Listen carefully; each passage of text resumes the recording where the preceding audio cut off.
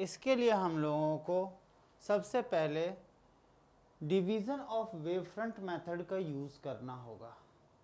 Division of wave front method में हम लोग एक ही लाइट के वेव फ्रंट को दो पार्ट या दो से ज़्यादा पार्ट में डिवाइड करते हैं। उसके लिए हमारे पास में वेरियस टाइप के मेथड है।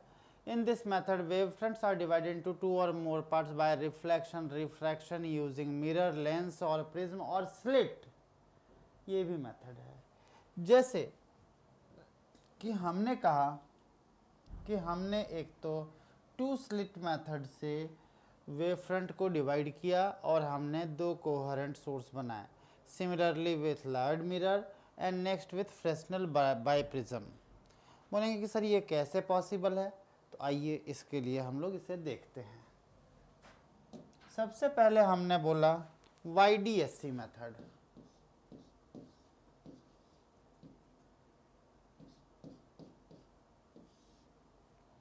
YDSC मेथड में हम लोग एक सोर्स को लेते हैं। यहाँ पर जब हम लोग यहाँ पर एक सोर्स को लेते हैं तो ये सोर्स लाइट को इल्यूमिनेट करता है और यहाँ से बन जाते हैं वेरियस टाइप के वेव फ्रंट। वेरियस टाइप के वेव फ्रंट, ये वेव फ्रंट आगे की तरफ प्रोपोगेट होते हैं।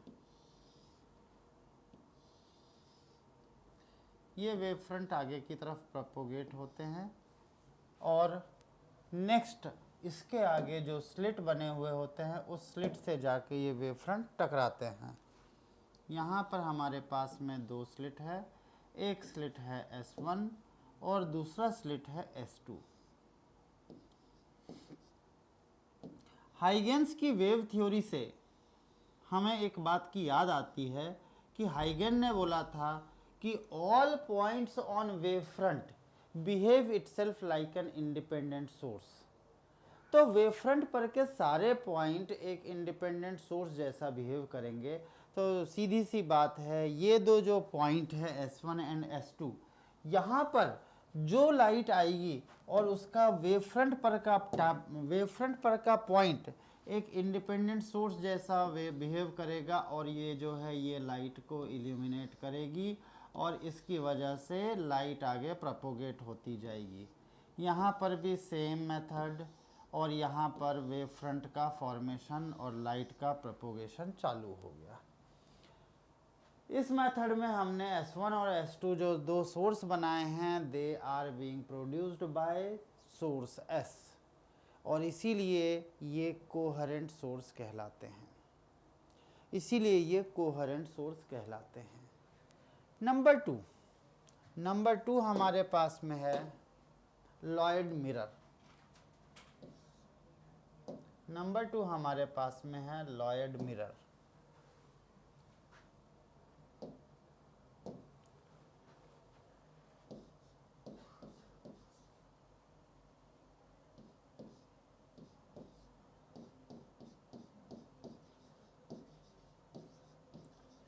लॉयड मिरर में हम लोगों ने मेथड ऑफ रिफ्लेक्शन का सपोर्ट लिया है।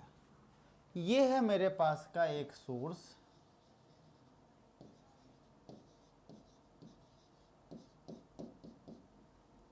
और इस सोर्स से लाइट निकल रही है। इस सोर्स से लाइट निकल रही है और यहाँ पर हमने सामने एक स्क्रीन को रख दिया है।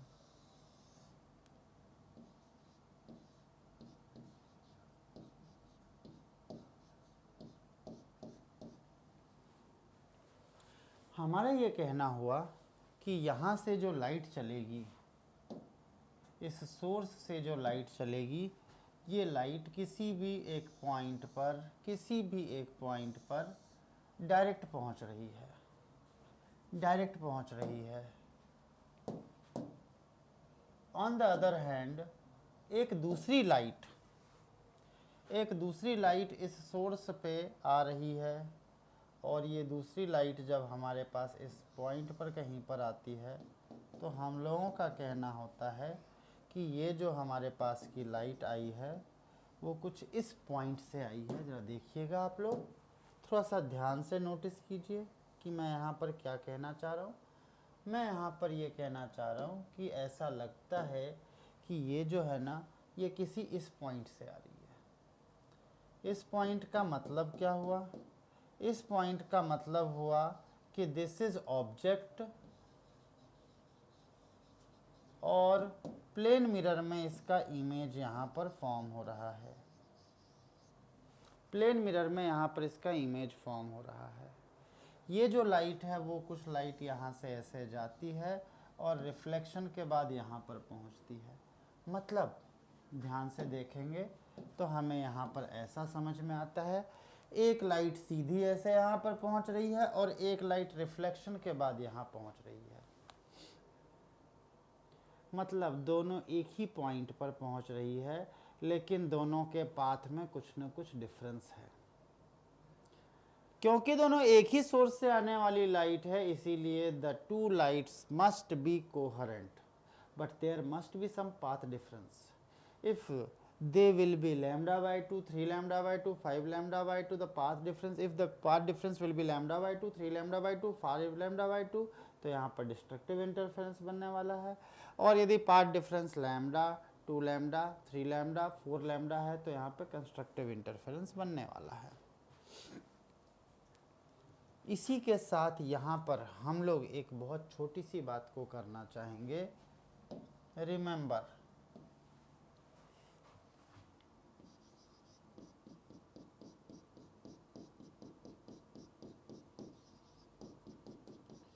due to reflection of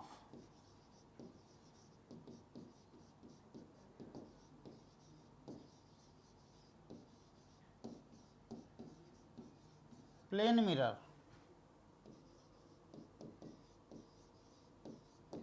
there must be a path difference of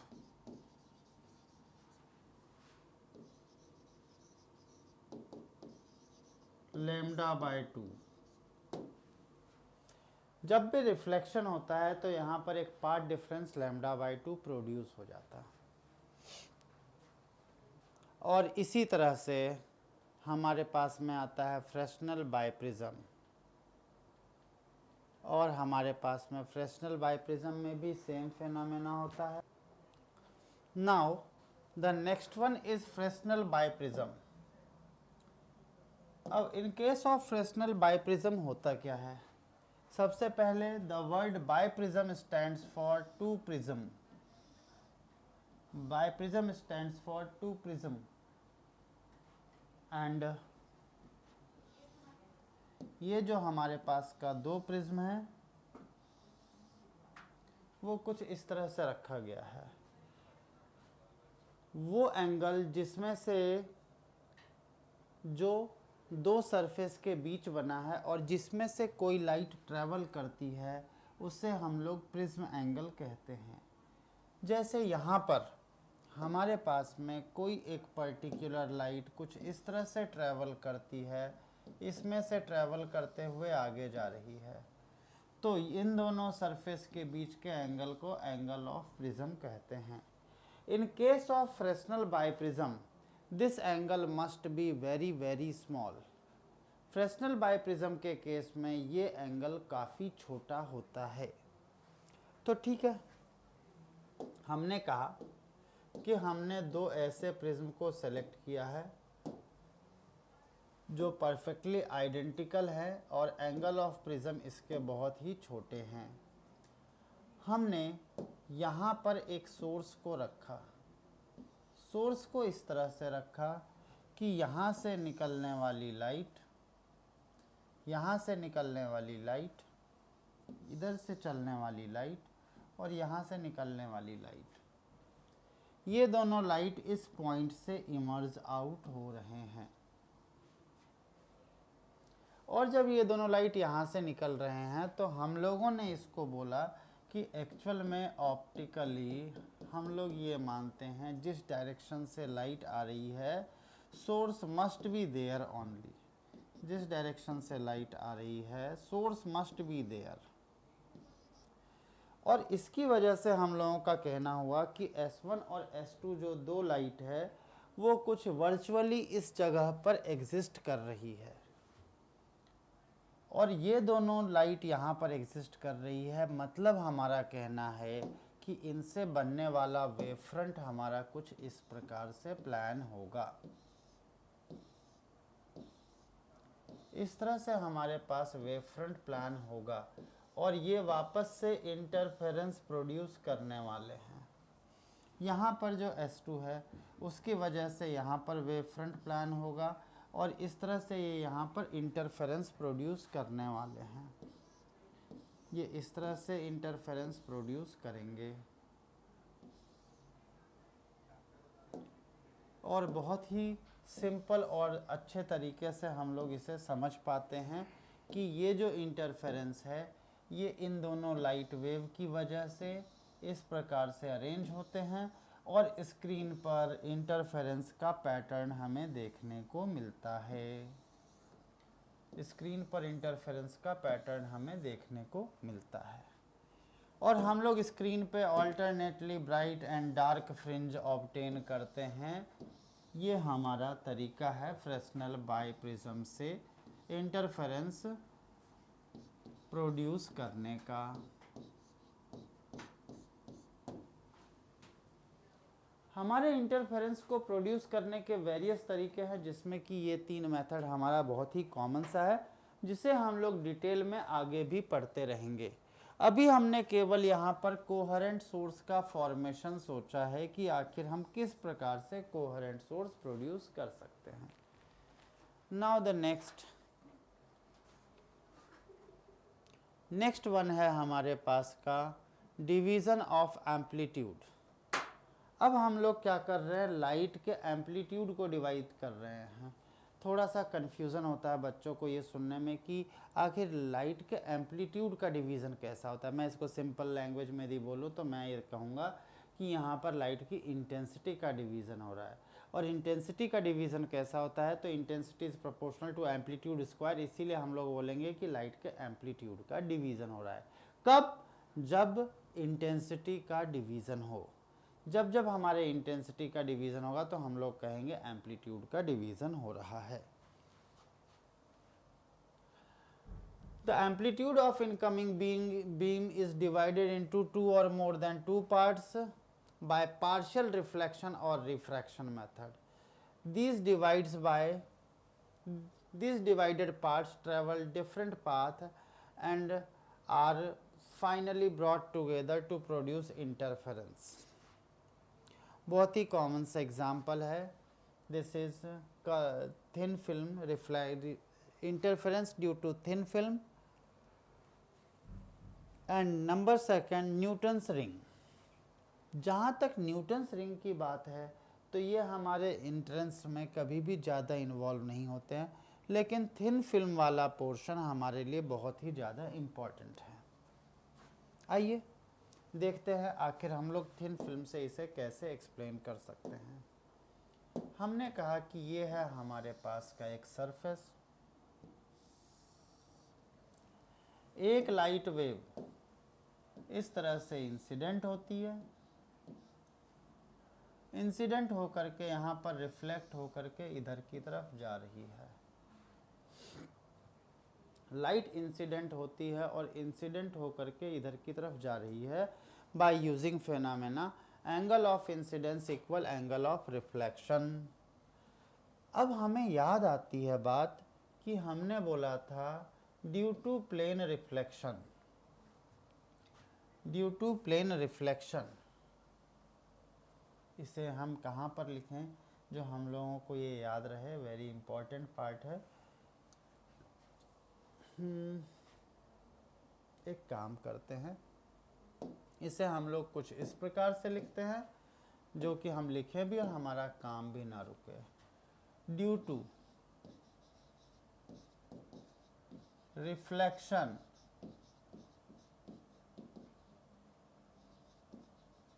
on plane surface,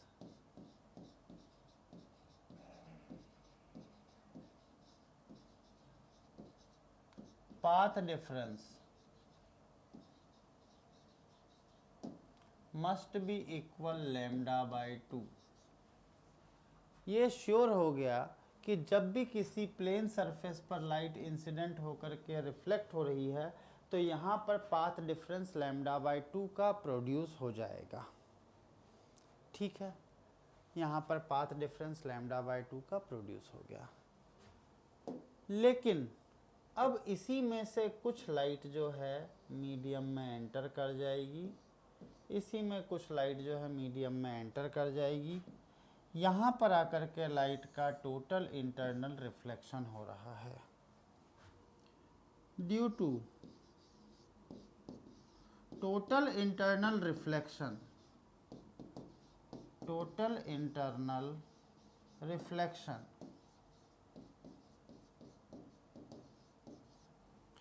no path difference is found।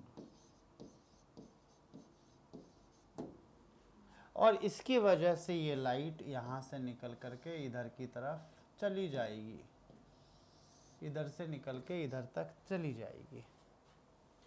हमने कहा कि यहाँ पर सपोज लाइट जो है वो यहाँ पे एंगल ऑफ रिफ्रैक्शन R है, यहाँ पे एंगल ऑफ रिफ्रैक्शन R है। ये जो थिकनेस है, थिकनेस दिस इज T। तो हम लोगों का कहना होता है extra path travelled, extra path travelled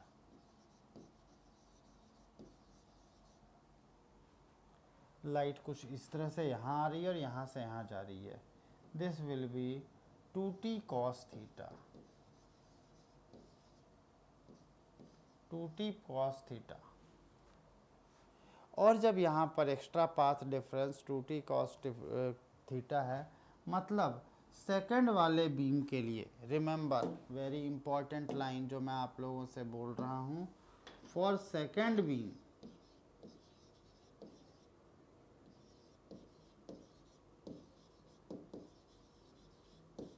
second light के लिए ये जो पाथ डिफरेंस हो जाएगा वो हो जाएगा 2 into T into cos theta.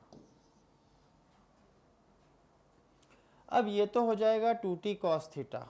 तो हमारा कहना है कि जब हम लोग बात करते हैं refractive index of medium with respect to air, refractive index of second medium with respect to first medium, this is equal velocity v1 upon velocity v2, velocity v1 upon velocity v2, this is equal distance upon time, second medium में distance upon time, mu this is equal d1 upon d2, d2 है medium में travel किया हुआ distance और d1 है first medium मतलब air में travel किया गया डिस्टेंस। और इसीलिए mu equal distance in air upon में डिस्टेंस इन मीडियम, मीडियम है 2t cos थीटा। तो distance travelled in air this is equal 2 mu t cos theta, distance traveled in air this is equal to mu t cos theta। बहुत ही clear है result. देखिए फिर से मैं आप लोगों को थोड़ा सा इसको एक्सप्लेन कर रहा हूँ। लाइट यहाँ से यहाँ तक ट्रेवल करके आई है तो सेकंड लाइट के लिए path difference for second light, for second light, for second light path difference this is equal to mu t cos theta। और फर्स्ट लाइट के लिए पाथ डिफरेंस, फर्स्ट लाइट के लिए पाथ डिफरेंस हो जाएगा lambda by 2।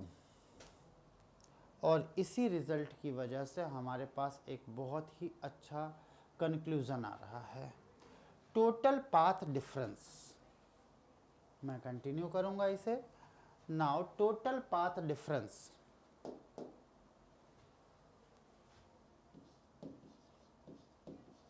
total path difference, this is delta x, this is equal x2 minus x1, x2 है यहाँ पर 2 म्यू टी कॉस थीटा और x1 है यहाँ पर lambda by 2, 2 mu T cos theta और x1 है लैम्डा बाय 2। तो net path difference, net path difference, this is delta x, this is equal for constructive interference, for constructive interference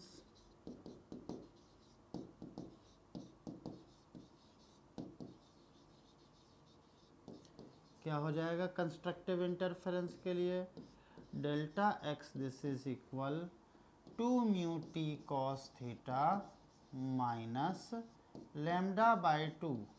sir लेकिन constructive interference के लिए तो हमारे पास में lambda होता है, 3 लैम्डा होता है, 5 लैम्डा होता है एंड सो ऑन। तो हम लोग बोलेंगे फर्स्ट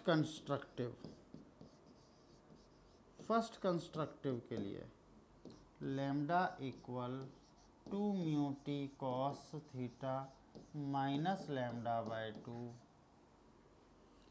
और हम लोग बोलेंगे फर्स्ट कंस्ट्रक्टिव के लिए मैंने यहाँ पे 0 लिखना चाहिए, 0 इक्वल दिस, इसीलिए 2 mu T cos theta this is equal lambda by 2। For second constructive,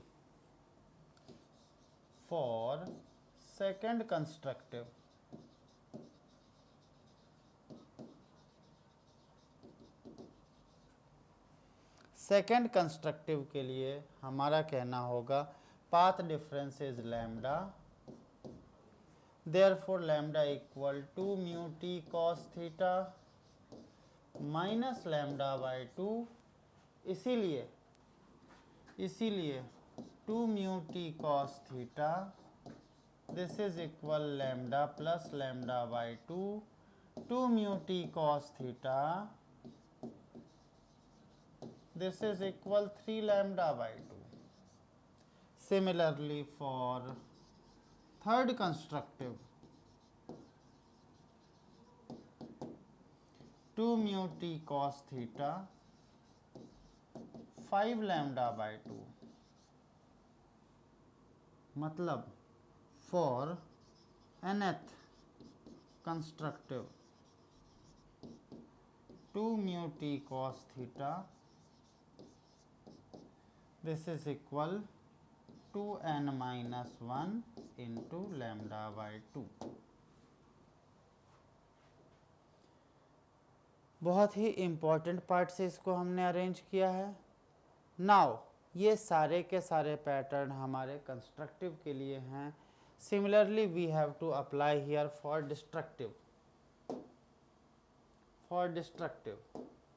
destructive pattern के लिए, for destructive pattern path difference delta x this is equal 2 mu t cos theta minus lambda by 2। और destructive pattern बनाने के लिए हमारे पास में path difference कितना होना चाहिए, हमारे पास डिस्ट्रक्टिव के लिए पाथ डिफरेंस हो जाएगा सबसे पहले lambda by 2 this is equal 2 mu T cos theta minus lambda by 2, therefore हमारे पास आएगा 2 mu T cos theta this is equal lambda by 2 plus lambda by 2 and this will be lambda 2 mu t cos theta this is equal lambda। ये हो जाएगा हमारे पास में first dark pattern.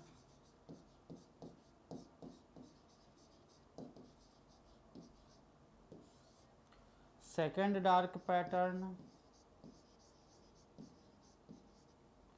यहाँ पर हमने लैम्डा बाई 2 लिखा, अब यहाँ पर 3 लैम्डा बाई 2 हो जाएगा, तो 2 mu T cos theta, this is equal 2 lambda over here, 2 lambda. Third dark के लिए 2 mu T cos theta, this is equal 3 lambda. nth dark के लिए, फॉर nth डार्क हमारे पास हो जाएगा 2 mu T cos theta, this is equal n lambda. और इस तरह से हम लोग देखते हैं थिन फिल्म में रिफ्रैक्शन बहुत ही इफ़ेक्टिवली देखने को मिलता है। यहाँ पर वापस से मैं दो बातें करना चाहूँगा। थिन फिल्म की थिकनेस की वजह से 2 म्यू टी कॉस थीटा होगा और केवल टोटल इंटरनल रिफ्लेक्शन की वजह से कोई पाथ डिफरेंस नहीं होगा। केवल रिफ्लेक्शन की वजह से path difference lambda by 2 produce होगा।